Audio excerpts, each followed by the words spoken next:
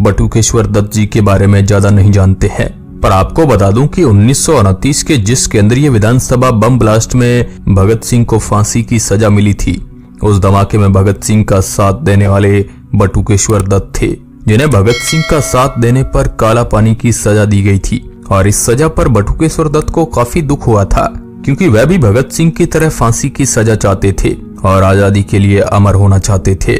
पर किस्मत को कुछ और ही मंजूर था, जिसके बाद एक लंबा समय जेल में बिताने के बाद 1947 में भारत की आजादी के साथ इन्हें भी जेल से रिहा किया गया।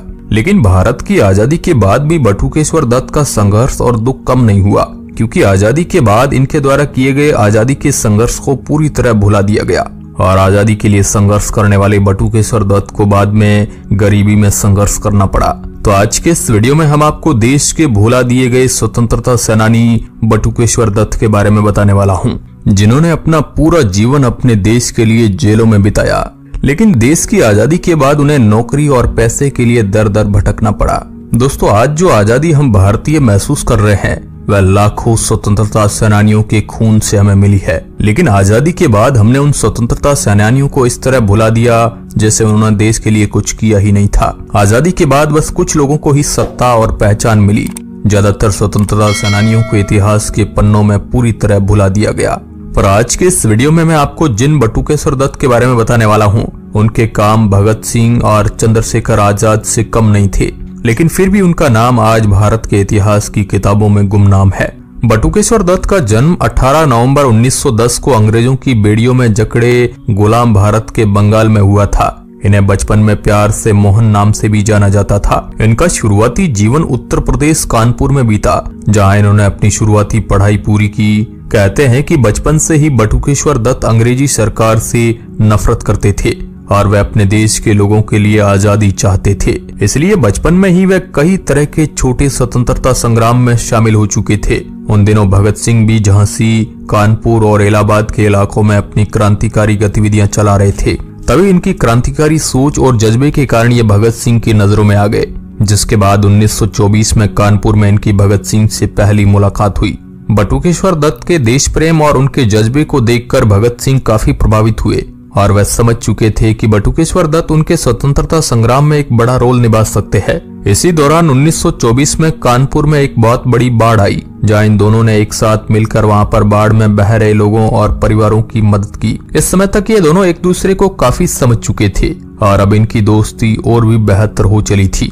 भगत सिंह बटुकेश्वर दत्त पर काफी ज्यादा विश्वास करने लगे और उन्हें अंग्रेजों के खिलाफ किए जा रहे विद्रोह और हमलों में और भी ज्यादा शामिल करने लगे। इसके बाद इन दोनों दोस्तों ने हिंदुस्तान सोशलिस्ट रिपब्लिकन एसोसिएशन में सदस्यता ली और इसके बाद से इनकी स्वतंत्रता संग्राम की ये पहल और भी ज्यादा तेज हो गई। यहीं पर बटुकेश्वर दत्त ने हमलों के लिए बम बनाना भी सीख लिया। उस समय भारत में अंग्रेजों के खिलाफ विद्रोह काफी तेजी से बढ़ता जा रहा था और अब अंग्रेज इस विद्रोह को किसी भी कीमत पर कुचलना या दबाना चाहते थे। इसलिए उन्होंने पब्लिक सेफ्टी बिल और ट्रेड डिस्प्यूट बिल नाम से 2 कानून असेंबली में पारित करने की सोची, और अगर ये पारित हो जाते तो इससे वहां की पुलिस और ब्रिटिश सरकार को ये छूट मिल जाती कि वह अब अंग्रेजी सरकार के खिलाफ होने वाले किसी भी आंदोलन या फिर प्रदर्शनकारी को तुरंत जेल में डाल सकती थी, जिसके चलते प्रदर्शनकारियों को इन कानूनों के चलते कड़ी सजा मिलती। भगत सिंह और बटुकेश्वर दत्त इस बिल के पूरी तरह से खिलाफ थे, क्योंकि उन्हें पता था कि ये उनकी आजादी के रास्ते में काफी बड़ी समस्या खड़ी कर सकता है। इसलिए उन्होंने इस बिल को रद्द करने के लिए सेंट्रल असेंबली में बम फोड़ने का प्लान बनाया। ये बम काफी छोटे होने वाले थे, क्योंकि भगत सिंह और बटुकेश्वर दत्त केवल इन हमलों से एक डर बनाना चाहते थे ताकि पब्लिक सेफ्टी बिल और ट्रेड डिस्प्यूट बिल पास ना हो। इन धमाकों से वो बस केवल अपनी आवाज को अंग्रेजी अफसरों के कानों तक पहुंचाना चाहते थे। उनका किसी की भी जान लेने का कोई उद्देश्य नहीं था। इसके बाद सभी तैयारियां पूरी की गई और 18 अप्रैल 1929 को, जिस दिन पब्लिक सेफ्टी बिल पेश किया जाना था, उस दिन बटुकेश्वर दत्त बचते बचाते किसी तरह भगत सिंह के साथ 2 बम सेंट्रल असेंबली में अंदर ले जाने में कामयाब हो गए। जैसे ही बिल पेश हुआ, विजिटर गैलरी में मौजूद भगत सिंह और बटुकेश्वर दत्त उठे और 2 बम उस तरफ उछाल दिए जहाँ खाली बेंच थी, जहाँ कोई बैठा हुआ भी नहीं था। इसके बाद जैसे ही बम विस्फोट हो गए, चारों तरफ धुआं छा गया। दोनों से तेज आवाज तो हुई, लेकिन किसी की भी जान नहीं गई, जैसा कि भगत सिंह और बटुकेश्वर दत्त चाहते थे। बम धमाके के बाद भी अगर भगत सिंह और बटुकेश्वर दत्त चाहते तो असेंबली से निकलकर भाग सकते थे, लेकिन वे दोनों वहीं पर रुके और इंकलाब जिंदाबाद, साम्राज्यवाद मुर्दाबाद जैसे नारे लगाते रहे। इसके साथ ही वो जो कानून के खिलाफ पर्चे छपवा कर लाए थे उन्हें भी वो हवा में उड़ाने लगे। तभी वहां अंग्रेजी अफसरों ने आकर उन दोनों को ही गिरफ्तार कर लिया। उन दोनों के इस बम धमाके से बिल तो पास नहीं हुआ जैसा कि वे चाहते थे, पर इस धमाके को अंग्रेजी अफसरों ने उन पर होने वाला जानलेवा हमला माना, जबकि भगत सिंह और बटुकेश्वर दत्त ये कोर्ट में भी कह चुके थे कि इस हमले का उद्देश्य केवल अंग्रेजी अफसरों के बंद कानों तक भारत के लोगों की आजादी की आवाज को पहुंचाना था। लेकिन कोर्ट में इन दोनों की नहीं सुनी गई और इन्हें सजा सुना दी गई। भगत सिंह को तो सैंडर्स हत्या मामले में सजा सुना दी गई थी। इनके साथ कई और स्वतंत्रता सेनानियों को फांसी की सजा सुनाई गई और बचे हुए बटुकेश्वर दत्त को भगत सिंह के साथ रणनीति में शामिल होने और हमले को अंजाम देने के लिए पूरी उम्र के लिए काला पानी की सजा सुना दी गई। फांसी की सजा न मिलने से बटुकेश्वर दत्त ने दुखी और अपमानित महसूस किया, क्योंकि वो भी अपने मित्र भगत सिंह के साथ देश की आजादी के लिए मौत चाहते थे, ताकि वह भी इस मिट्टी के लिए भगत सिंह की तरह हमेशा के लिए अमर हो जाए। जब ये बात भगत सिंह को पता चली तो जेल से उन्होंने बटुकेश्वर दत्त को समझाने के लिए एक चिट्ठी लिखी।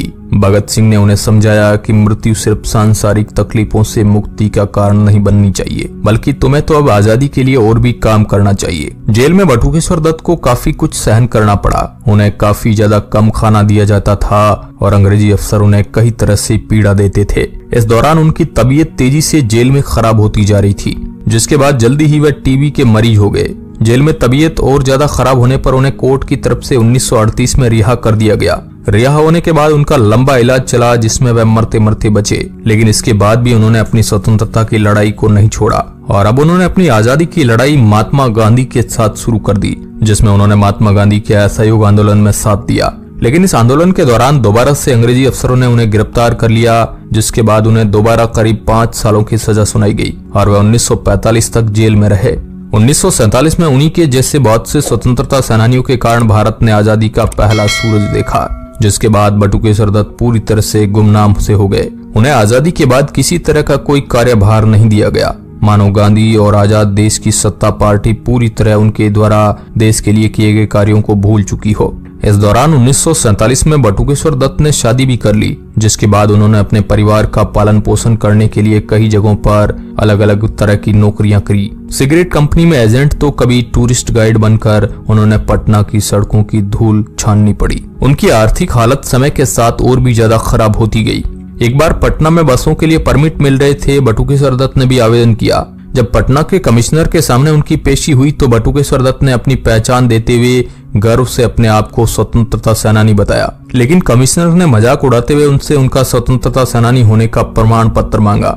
इस घटना ने बटुकेश्वर दत्त को काफी ज्यादा चोट पहुंचाई, उन्हें काफी दुख पहुंचा। वैसे बाद में जब ये बात उस समय के राष्ट्रपति राजेंद्र प्रसाद तक पहुंची तो बाद में कमिश्नर ने बटुकेश्वर दत्त से माफी भी मांगी थी, लेकिन इन सब चीजों से कभी भी बटुकेश्वर दत्त की आर्थिक स्थिति पर कोई अच्छा प्रभाव नहीं हुआ, बल्कि समय के साथ वे गरीब होते गए और उनकी बीमारियों से उनका घर का खर्चा उठाना और भी ज्यादा मुश्किल हो गया।